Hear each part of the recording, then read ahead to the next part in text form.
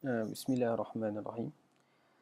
Hari ini saya mau kongsikan mengenai seorang figure yang bagi saya ia memberi satu inspirasi dan satu cara baru untuk bergerak dalam dunia internet bisnes ni. Jadi yang pertama mengenai satu figure yang kalau anda tak kenal, saya kenalkan. Namanya James Schramko.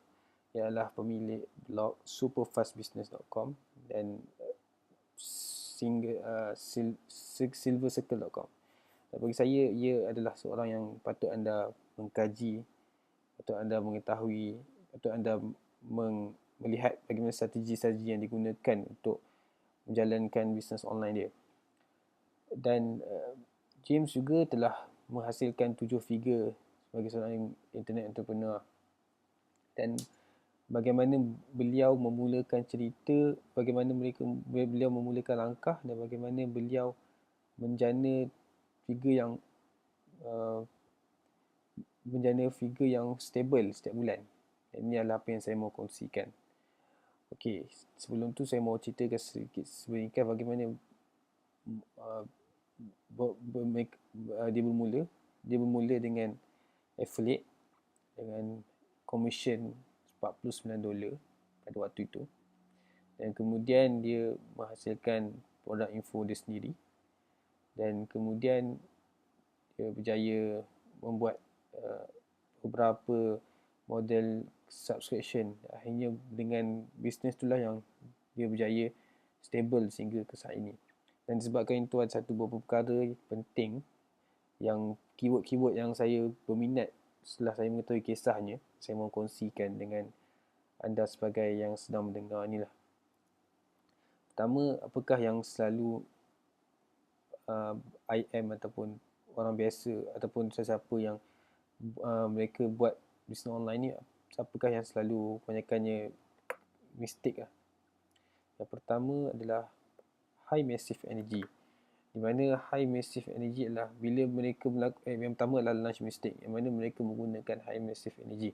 Yang mana bila dikatakan, bila mahu launch satu produk ataupun satu servis, kita menggunakan terlalu banyak energi, terlalu banyak masa, terlalu banyak tenaga untuk setting, terlalu banyak tenaga untuk memaklum kepada orang lain, design, buat tetapan-tetapan teknikal semua, maka ia menggunakan sangat-sangat banyak energi. Dan juga bila melakukan launch mistake yang mana kita berjaya mendapatkan bilangan customer yang begitu ramai, akhirnya tidak berjaya untuk memberi support yang terbaik. Maksudnya jika kita mendapat 10,000 customer dalam satu masa, boleh katakan sehari 2 hari, maka mereka akan merujuk kembali pada pemilik produk itu dan mengatakan apakah support yang diberikan, mungkin ada problem, dan dalam masa yang sama kita tak mampu menjawab support dan akhirnya mereka meminta refund, akhirnya merugikan bisnes tersebut. Dan yang kedua adalah wrong packaging mistake. Ini pun selalu dibuat oleh ramai orang, yang mana mereka memberi satu gambaran package yang mengconfusekan customer mereka, yang mana customer melihat package ni secara tidak jelas. Mereka nampak package ni secara macam banyak tapi macam sikit, macam sikit tapi macam banyak. Dan dia tidak letakkan pada satu benda itu sangat-sangat premium. Jadi yang seterusnya adalah customer focus mistake, yang mana ramai orang dia melakukan dan memfokuskan hanya pada customer baru. Yang mana kita tahu bila mahu mencari customer baru adalah lebih sukar dibandingkan mencari customer yang lama. Ini boleh katakan bagi customer value ataupun lifetime customer value, yang mana kita terlalu fokus setiap kali buat satu benda, kita terus nak buat satu untuk customer baru. Tapi customer lama kita abaikan. Lepas tu bila bulan seterusnya kita fokus pada customer baru juga. Selama kita abaikan juga. Jadi ini sangat memberi kesan yang tidak bagus dan memberi kesan yang akhirnya memenatkan kita. Tetapi ia adalah facility of investment lah, di mana kita berjaya dapatkan return yang cepat. Kalau kita nak 10,000 dalam masa sehari pun, kita boleh dapat fast return yang cepat. Tapi akhirnya dia adalah fast return sekali je, cepat, tapi dia bukan adalah long term untuk return of investment. Jadi apa yang James buat? yang menarik yang menyebabkan saya tertarik mengenai James Franco ni, yang mana dia boleh berjana $5,000 per day dengan business model yang digunakan sebagai subscription method, yang mana bisnes model adalah bisnes yang recurring income, yang mana income dia boleh datang setiap bulan, boleh datang setiap tahun, boleh datang setiap hari. Dan memang 90% daripada income yang dijana adalah daripada recurring income, $50,000 tu.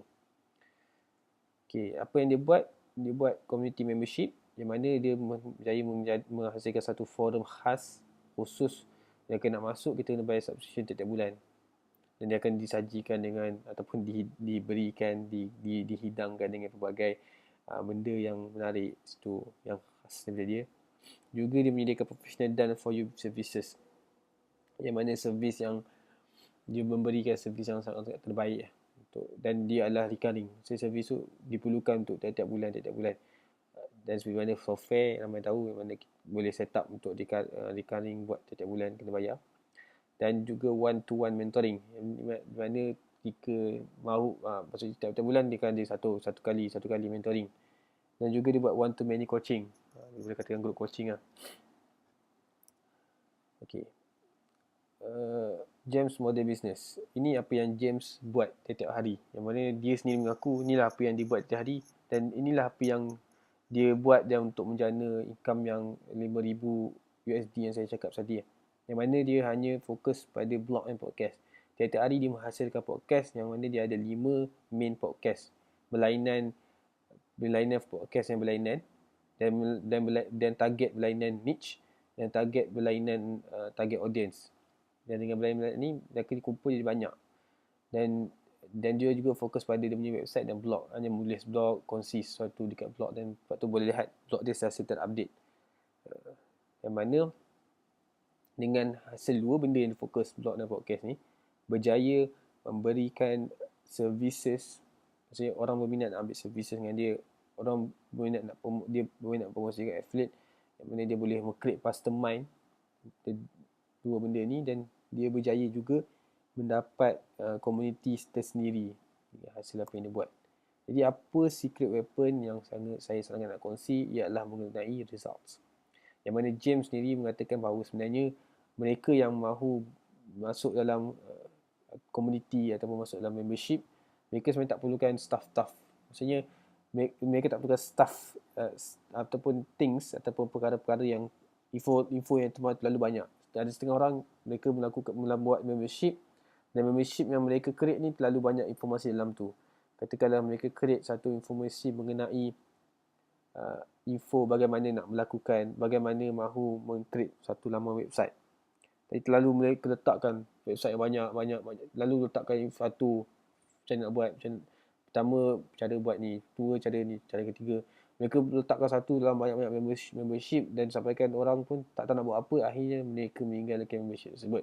Tapi apa yang James buat, mereka lebih fokus pada result. Yang mana jika kita masuk membershipnya, setiap bulan boleh kata sekali je dia kongsikan, tapi sekali tu beri impact yang banyak, berikan result yang bagus pada orang yang join membership. Katakanlah sebagai contoh, mereka yang minat mahu membina laman website, dan bila mereka mengcreate laman website tersebut, tiap 2 minggu mungkin katakan sekali dia sharekan macam mana buat. So akhirnya orang peserta buat ataupun customer dia buat, dan belajar hasil income itu lebih customer mahukan, dan customer memerlukan itu lebih. Maksudnya mereka mahukan result, mereka mahukan hasil yang mereka boleh buat. Mereka bukan mahukan info yang pelbagai. Mereka tahu info tu boleh cari kat mana, tapi mereka mahukan bagaimana mereka boleh hasilkan satu result yang bagus. Dan ini pun dia boleh digunakan dalam apa-apa jenis pun. Boleh katakan semua benda, jika kita memang manusia sebenarnya mahukan result saja. Bila mereka mahu buat duit, mereka mahu result buat duit, mereka mahu income yang banyak. Ini tak perlu kita bagi macam-macam, kita bagi macam nak buat simple dan mereka menghargai apa yang diberikan. Jadi apa yang ni saya tertarik juga dengan apa yang dia sebagai James Franco ni, dia tiap-tiap hari buat perkara ini saja. Maksudnya benda ni dia fokus, benda-benda lain dia bagi orang lain buat. Contoh dia hanya fokus pada create content. Create content memang totally daripada dia, dan dia create content, dan dia create podcast, dan dia yang bercakap, dia yang tulis sendiri. Dan ada benda-benda teknikal seperti pengkhususan kepada setting website, setting design, setting benda-benda lain semua dia passing pada orang lain, ataupun dia menggunakan template ataupun dia menggunakan beberapa sistem yang telah dioptimiskan untuk memudahkan kerja. Jadi apa yang dia boleh buat adalah setiap hari create content. Itu saja. Dia kata setiap hari dia menghabiskan masa dalam 2-3 jam untuk create content, lepas tu selesai urusan dia. Jadi itu saja urusan saya. Mungkin agak ringkas, tapi saya harapkan sebenarnya benda ni sangat beri kesan yang berpanjangan lah pada bisnes yang akan lakukan, dan ialah satu konsep yang mana recurring income. Kita bukan nak income yang sekali launch nampak banyak, lepas tu dia tak berpanjangan setiap bulan. So saya harapkan itu saja perkongsian saya, dan saya mengharapkan anda bermanfaat dengan perkongsian saya. Saya khususkan untuk diri saya sebenarnya. Jadi itu saja. Terima kasih kerana sudi mendengar dan sudi menonton. Assalamualaikum.